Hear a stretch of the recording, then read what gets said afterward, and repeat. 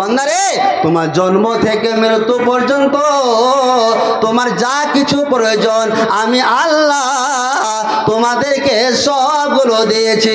বান্দারে শোনো, এমন তোমাদের আমি নিয়ামত দিয়েছি, ওয়াইন তাউদ্দু নি'মাতাল্লাহি লা তুহসুহা, তোমরা যদি আমার নিয়ামতগুলোকে গণনা করো, এক এক করে যদি গণনা করো, লা তুহসুহা, বান্দারে আমার নিয়ামতগুলোকে গণনা করে শেষ করতে পারবে না। কিন্তু দেখবেন বর্তমান যুগে কিছু মানুষ না শুকরা মানুষ রয়েছে, না শুকরা। জি, আমি যখন মিটনা মাদ্রাসায় পড়তাম তখন আমার জাগিরে বাড়ি ছিল কাতলামারি। ওই কাতলামারি রাস্তাটাতে হাঁটা যেত না, এতখানি জল তখন ছিল। তো আমার উস্তাজুল মোহতারাম মৌলানা নাস্তার সাহেব উনি আমাকে বলতেন, বাজি যাও, খুব তোমার জাগির ভালো। তিনারা খুব ভালো ছিলেন বলে আমি এখান থেকে যেতাম। জি, এবং তিনারা মাদ্রাসাকে খুব ভালোবাসতেন, এখনও তিনারা খুব ভালোবাসেন। তাহলে এই যে আল্লাহর সবগুলো, আজকে দেখুন মানুষ সে রাস্তাটা এত সুখের রাস্তা পেয়েছে, এত সুন্দর রাস্তা পেয়েছে, তবুও মানুষদেরকে বলবেন যে এখন কি আপনি সুখে আছেন? মানুষের সুখে নাই, খুব অবস্থা খারাপ, খুবই অবস্থা খারাপ। আল্লাহ এত সুখে রেখেছে তাও না শুকরি করছে। আল্লাহ বলছে, বান্দা শোনো, আমি তোমাদের কান দিয়েছি সত্যকে শোনার, আমি তোমাদের চোখ দিয়েছি সত্যকে দেখার জন্য। বান্দারে শোনো, আমি তোমাদের অন্তর দিয়েছি সত্যকে বুঝার। তোমরা যদি না বুঝো, তোমরা যদি সত্য কথা না শোনো, তোমরা যদি সত্য জিনিস না দেখো, তাহলে শুনে রেখো, উলাইকা কাল আনাম। আল্লাহ রাব্বুল আলামিন তুলে ধরছেন, বিসমিল্লাহির রহমানির রহিম, খালাকাস সামাওয়াতি বিগাইরি আমাদিন তারাউনাহা। আরে পৃথিবীর মানুষেরা শোনো, আল্লাহ রাব্বুল আলামিন হচ্ছেন তিনি যিনি আকাশসমূহ সৃষ্টি করেছেন কোন রকমের স্তম্ভ ছাড়াই, কোন রকমের পিলার ছাড়াই, যা তোমরা দেখতে পাও। আচ্ছা, আমরা এই যে জালসা করেছি, জালসা করতে গিয়ে একটা প্যান্ডেল ওপরে টাঙতে হয়েছে কি হয়নি? কথা বলে, টাঙতে হয়েছে। একটা প্যান্ডেলকে টাঙতে গিয়ে কতগুলো খুঁটির প্রয়োজন হয়েছে, দেখুন কতগুলো খুঁটির প্রয়োজন হয়েছে। আল্লাহ রাব্বুল আলামিন তুলে ধরছেন, বান্দা শোনো, আল্লাহ রাব্বুল আলামিন হচ্ছেন তিনি যিনি আকাশসমূহ সৃষ্টি করেছেন কোন রকমের স্তম্ভ ছড়ায়, যা তোমরা দেখতে পাও। এর দুটি অর্থ নেওয়া হয়েছে। একটি হচ্ছে আল্লাহ বলছে, বান্দা শোনো, আমি আকাশখানাকে ঝুলিয়ে রেখেছি কোন রকমের স্তম্ভ ছড়ায়, যা তোমরা দেখতে পাও। হযরত আব্দুল্লাহ ইবনে আব্বাস উনি রায় নিয়েছেন এটাতে, কোনটা, যে আল্লাহ রাব্বুল আলামিন আকাশখানাকে ঝুলাতে গিয়ে কতগুলো খুঁটি লাগানো রয়েছে, কিন্তু এই মানে লাগানো রয়েছে, কিন্তু পৃথিবীর কোনো মানুষ দেখতে, কথা বলেন, দেখতে পাই না। তাহলে আল্লাহ রাব্বুল আলামিন বলছে, বান্দা শোনো, এমন আমি খুঁটি লাগিয়েছি যে খুঁটিগুলো তোমরা দেখতে পাও না। এবং এই অর্থটা নিয়েছেন হযরত আব্দুল্লাহ ইবনে আব্বাস।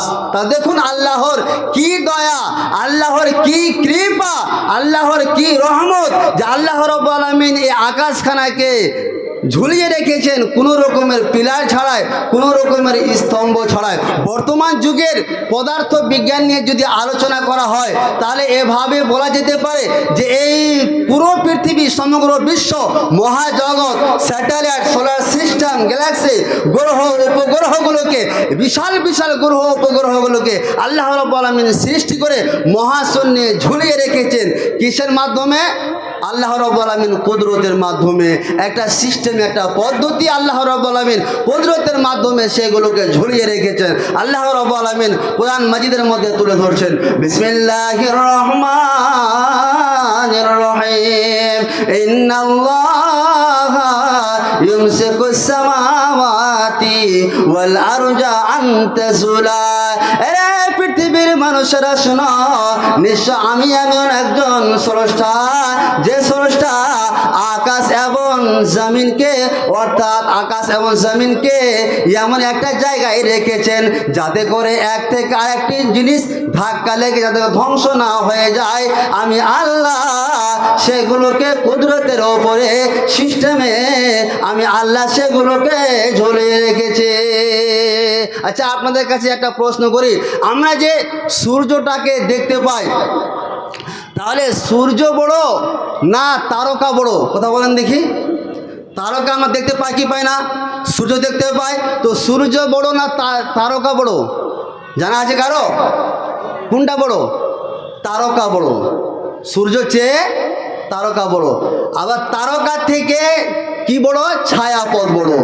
তাহলে আল্লাহ রাব্বুল আলামিন এই বিশাল বিশাল গ্রহ উপগ্রহগুলোকে সৃষ্টি করলে মহাশূন্য রেখেছেন কিসের মাধ্যমে? মধ্যাকর্ষণ শক্তির মাধ্যমে। আপনাদের যদি প্রশ্ন করা হয় যে মধ্যাকর্ষণ শক্তি কে আবিষ্কার করেছে, কথা বলেন তো, কে আবিষ্কার করেছে? আপনি বিজ্ঞানী বইয়ে পাবেন যে স্যার আইজাক নিউটন 1665 খ্রিস্টাব্দে মধ্যাকর্ষণ শক্তি আবিষ্কার করেছেন, তাই তো? কিন্তু এই তথ্যটাকে ঠিক, এই তথ্যটা একেবারে ভুল। তার কারণ হলো স্যার আইজাক নিউটনের অন্তত হাজার হাজার বছর পূর্বে আমার আল্লাহ রব্বুল আলামিন নবী মুহাম্মদ সাল্লাল্লাহু আলাইহি সাল্লামের মুখ থেকে, যিনি কোনো বিজ্ঞানাগারে লেখাপড়া করেননি, যিনি কোনো বিষয়ে রিসার্চ করেননি, যিনি বৈজ্ঞানিক নয়, তেনার মুখ থেকে আমার আল্লাহ রব্বুল আলামিন মধ্যাকর্ষণের শক্তির কথা বলে নিয়েছেন। ইন্নাল্লাহা ইউমসিকুস সামাওয়াতি ওয়াল আরজা আন তাজুলা। তাহলে আল্লাহ রাব্বুল আলামিন স্যার আইজাক নিউটনের অন্তত হাজার হাজার বছর পূর্বে আল্লাহ রাব্বুল আলামিন এই কোরআনের মাজিদের এই আয়াতটাকে অবতীর্ণ করে নবী সাল্লাল্লাহু আলাইহি সাল্লামের মুখ থেকে উচ্চারণ করিয়ে নিয়েছেন মধ্যাকর্ষণ শক্তির কথা। জি, এই যে বিশাল বিশাল গ্রহ উপগ্রহ সবগুলো আল্লাহর নিয়ামত, আল্লাহর দয়া। চলে আসি আমরা সূর্যের কথা আলোচনা করি। আমরা যে সূর্যটাকে দেখতে পাই, তো এই সূর্যটা পৃথিবী থেকে কত গুণ বড় কারো জানা আছে? একটা আনুমানিক প্রায় 13 লক্ষ গুণ বড়, এটা আনুমানিক তিনারা বিজ্ঞানীরা বলছেন। তাহলে দেখুন যে সূর্যটা পৃথিবী থেকে 13 লক্ষ গুণ বড়। শুধু তা নয়, এই সূর্য সেই সূর্য, যে সূর্য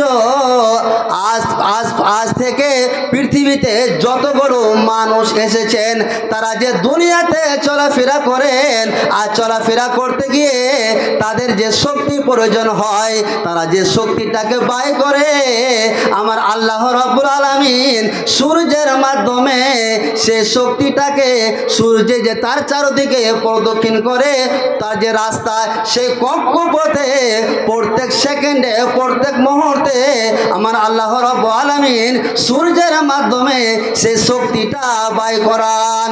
শুধু তা নয়, আমরা যে সূর্যটাকে দেখতে পাই, সূর্যের সম্মুখ ভাগ থেকে একটা গ্যাস পৃথিবী দিকে ছড়ে আসে। তার নাম জানা আছে? বৈজ্ঞানিকরা তার নাম রেখেছে কি? স্পাইকোস। বৈজ্ঞানিকরা বলছেন যে সেই গ্যাসটা জমিনের দিকে ছুটে আসে 60,000 মাইল বেগে দূরত্ব গতিতে এই জমিনের দিকে ছুটে আসে। এবং বৈজ্ঞানিকরা বলছেন সেই গ্যাস যদি পৃথিবীর মানুষকে যদি স্পর্শ করে নেয়, তাহলে পৃথিবীর মানুষেরা জ্বলে পুড়ে ছাই হয়ে যাবে। তাহলে কিন্তু আল্লাহ রাব্বুল আলামিন কি করলেন? আল্লাহ রাব্বুল আলামিন সেই গ্যাসটাকে একটা জমিন থেকে অদৃশ্য শক্তিকে সৃষ্টি করে 60,000 মাইল বেগে ওপর দিকে উঠিয়ে পৃথিবী থেকে আকাশ থেকে ছুটে আসা গ্যাসকে আল্লাহ রাব্বুল আলামিন এই অদৃশ্য শক্তি 60,000 মাইল বেগে দূরত্ব গতিতে ছুটিয়ে দিয়ে ওই গ্যাসটাকে ওপরের দিকে ঠেলে দেয়, যাতে করে পৃথিবীর মানুষেরা কেউ ধ্বংস না হয়। আল্লাহ রাব্বুল আলামিন বলছে, বান্দা শোনো, ওমা কুন্না আনিল খালকে গাফিলিন।